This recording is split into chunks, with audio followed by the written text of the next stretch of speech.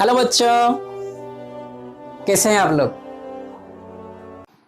बच्चों, in this class will discuss Rutherford's atomic model. Rutherford's atomic model. ठीक है बच्चों, अभी हमने जे थॉमसन मॉडल को देखा। जे थॉमसन मॉडल भी फेल हो गया क्योंकि it was not correlating with the experimental value, यानी एक्सपेरिमेंटल वैल्यू के साथ ये एग्री नहीं हुआ। तो उसके बाद आए Rutherford. Rutherford was one of the most important scientist who had done very perfect work about the Rutherford atomic model and structure of atom. No, so उन्होंने क्या किया था, what was his first experiment. उन्होंने बिल्कुल एक पहले gold foil yeah, made of gold that is foil, thin gold foil. Its diameter thickness was 0.0004 centimetre. समझ गए, इट वाज वेरी थिन। क्यों गोल्ड उन्होंने चुना? Because gold is the very यानी मोस्ट मैल्येबल मेटल। उसको आप जितना पतला कर सकते हो, it is having the malleable nature, highest malleable nature of gold. तो उन्होंने गोल्ड को चुना और गोल्ड को उसको बिल्कुल पतला किया। कितना पतला किया? That is 0.0004 centimetre thick. और आपको मालूम है, ये जब इतना पतला हो जाता है तो करीब एक सीधा 1000 एटम्स रह सकते हैं। किसका? गोल्ड का। समझ गए आप? यानी अगर ये एक पतला सा है तो इधर से इधर तक 1000 एटम करीब करीब रह सकते हैं। आप समझ गए, इतना पतला उन्होंने क्या लिया? गोल्ड थिन फॉइल लिया। और एक गोल्ड थिन फॉइल के ऊपर अल्फा पार्टिकल उन्होंने बम्बार्ड किया। From where this alpha particle came? He put a radioactive element in a lead cavity. From lead cavity the alpha particle which was emitted from the radioactive element, it was also made pinpointed by this lead pinhole. It is also made up of lead pinhole। इसी pinhole से ये alpha particles जाकर they were just bombarded on the surface of the that is gold foil। आप समझ गए? इधर lead foil क्यों ले रखा? लीड कैविटी क्यों ले रखा? लीड फॉइल क्यों लिखा? That is due to that is protect the radiations from this radioactive element, है ना। प्रोटेक्ट करने के लिए उनको ले रखे थे। और this pin point was also very small. जब ये रे when it was travelled and it strike on the gold foil, what happened, what you observe, that was interesting. उन्होंने देखा, यहाँ अगर आप देखिए, मान लीजिए एक इधर गया, this gold alpha particle is going here, no, this alpha particle when it is going, it at the middle sudden strike straight back. ये बिल्कुल पीछे आ गया। क्या वैसे ही कितने जाते हैं बिल्कुल बीच में धक्का खा के फिर वापस आते हैं। और कुछ पार्टिकल्स जाते हैं यहाँ से तिरछा हो जाते हैं, सडनली यहाँ से जाके यहाँ से क्या होते हैं, बिल्कुल तिरछा हो जाते हैं। समझ रहे हैं आप? और बहुत से पार्टिकल क्या होते हैं, यहाँ से निकल जाते हैं, बिल्कुल इसके अंदर होते हैं, निकल जाते हैं। आप समझ रहे हैं? अभी ये तो पहला फंडामेंटल है कि ये जो अल्फा पार्टिकल है उसके अंदर 1000 एटम बिल्कुल सीधा सीधा है ना, बिल्कुल सीधा सीधा। दैट इज क्रिस्टल अरेंजमेंट, आपको पता है। तो सीधा सीधा जब उन्होंने देखा एक एटम के पर बीच सेंटर से कुछ बिल्कुल वापस straight back, after the collision they just straight back, striking they just straight back, धक्का ना दे बिल्कुल क्या होते हैं, बैक कर जाते हैं। तो उन्होंने सोचा यार ये जब बैक कर जाते हैं, कब बैक करेगा? बिकॉज अल्फा पार्टिकल, अगर मैं नेगेटिव हूँ या मैं पॉजिटिव हूँ, अगर पॉजिटिव तो वो पॉजिटिव होना चाहिए और मैं नेगेटिव हूँ तो नेगेटिव होना चाहिए। आप समझ गए? क्योंकि अगर मैं जाता हूँ उसका मास ज्यादा होगा तो मैं धक्का दूंगा तो मैं वापस आ सकता हूँ। और मैं अगर पॉजिटिवली चार्ज पार्टिकल और मैं जाता हूँ धक्का होता हूँ, एक positive charge repulsion also there, तो क्या होगा? Straight back bounce will be high. तो यहाँ में वही है, उन्होंने जो अल्फा पार्टिकल लिए थे दैट इज He2+। समझ रहे ना? This is also positive in nature. तो ये जो पॉजिटिव था तो उन्होंने सोचा इसके सेंटर में कुछ मैसिव स्पेस है which is having also positive charge. आप समझ गए?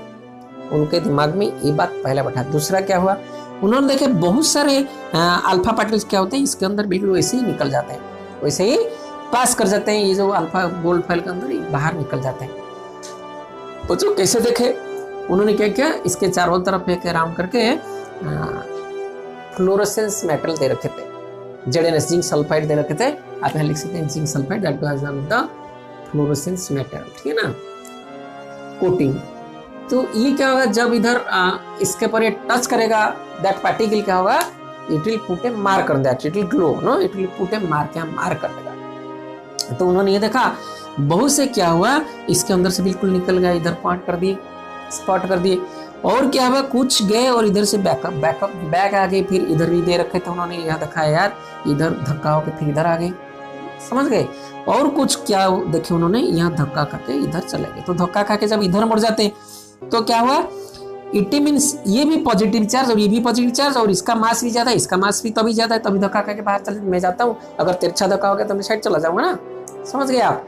तो उनका ये कंक्लूजन निकला, ये हमने फिगर बनाया है। This is gold foil, this is lead the pin hole, this is lead cavity here, that is radio active element, ठीक है ना।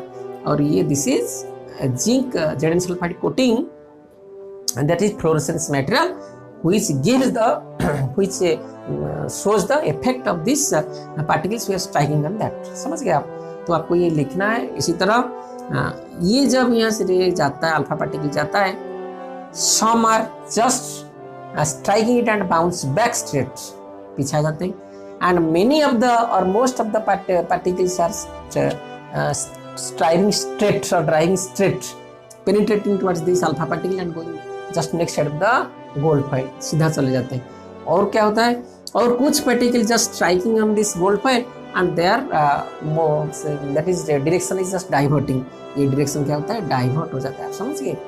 तो उन्होंने on the basis of that he put the model that is later known as Rutherford's atomic model.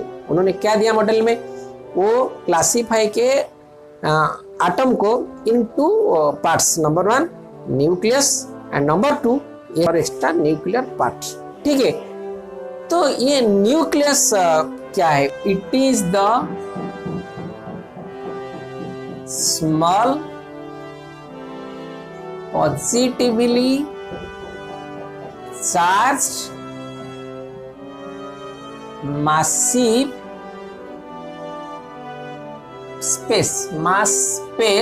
massive space at the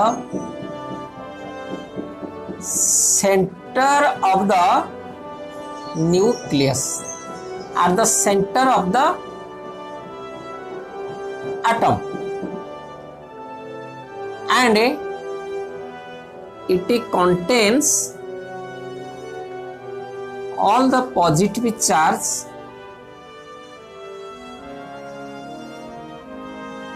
in it, समझ गए।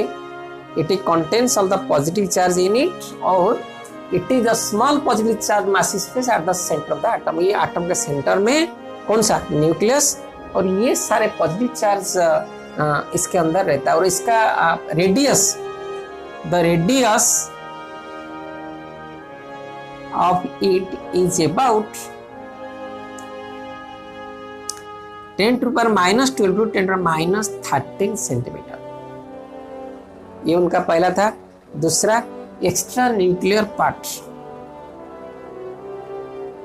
Extra nuclear part, just after the nucleus all the other parts remain inside the atom, that is known as extranuclear part। उन्होंने कैसे लिखा, it is the space surround the nucleus, it is the space surround the nucleus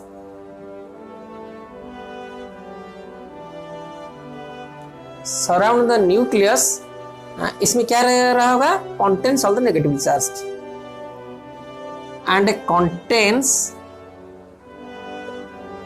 all the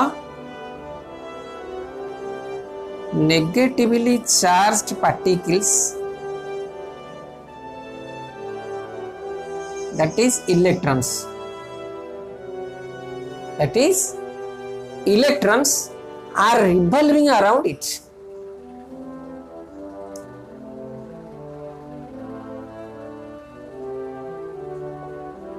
around it with very high speed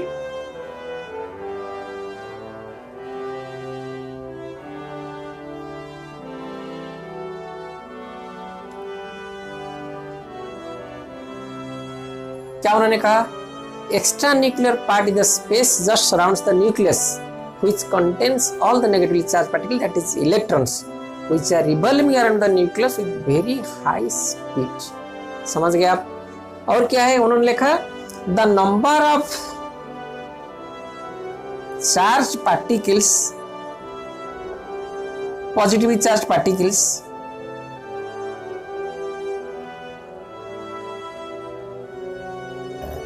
are equal to the number of negatively charged particles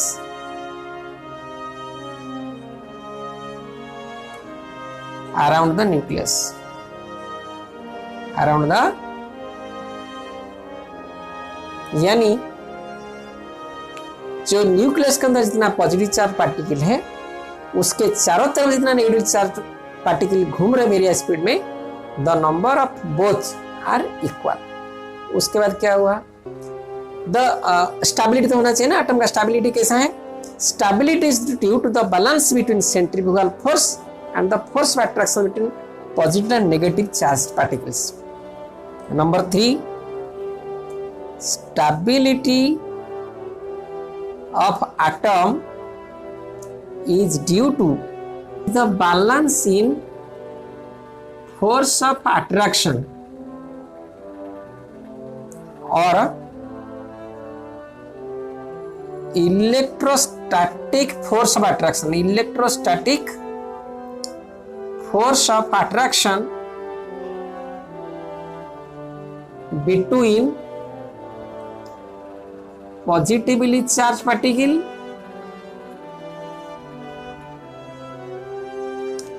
and a negatively charged particle